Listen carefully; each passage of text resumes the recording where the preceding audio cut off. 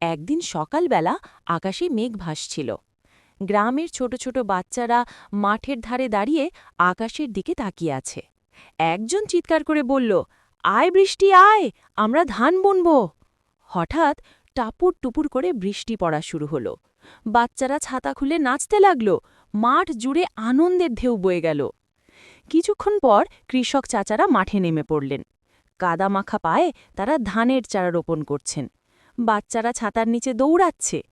তখনই আকাশে দেখা দিল এক সুন্দর রংধনু।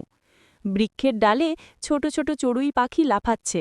তাদের পাখায় বৃষ্টির ফোঁটা ঝিলমিল করছে। বাচ্চারা ছাতা ঘুরিয়ে নাচছে, কেউ গান ধরছে, কেউ সবার মুখে একটিই হাসি। ওদিকে ঘরে মা হাঁড়িতে খিচুড়ি রান্না করছে। গরম গরম ধোঁয়া উঠছে। জানালার পাশে বসে বাচ্চারা বাইরে বৃষ্টি দেখছে আর বলছে, মা, খিচুড়ি হয়ে গেল। পাশে এক ছোট বিড়াল বসে নিজের পা চাটছে, একেবারে নিশ্চিন্ত। বৃষ্টির মাঝেই নদীর ধারে দুই বন্ধু নৌকা ভাসিয়েছে। তারা গাইছে, বৃষ্টি পড়ে টাপুর টুপুর, নদী বইছে ছলছল। নৌকার নিচে মাছ লাফাচ্ছে। বৃষ্টি থেমে গেলে সূর্য উঠল। মেঘ সরে গিয়ে আকাশ আবার নীল হল। ধানের মাঠ সব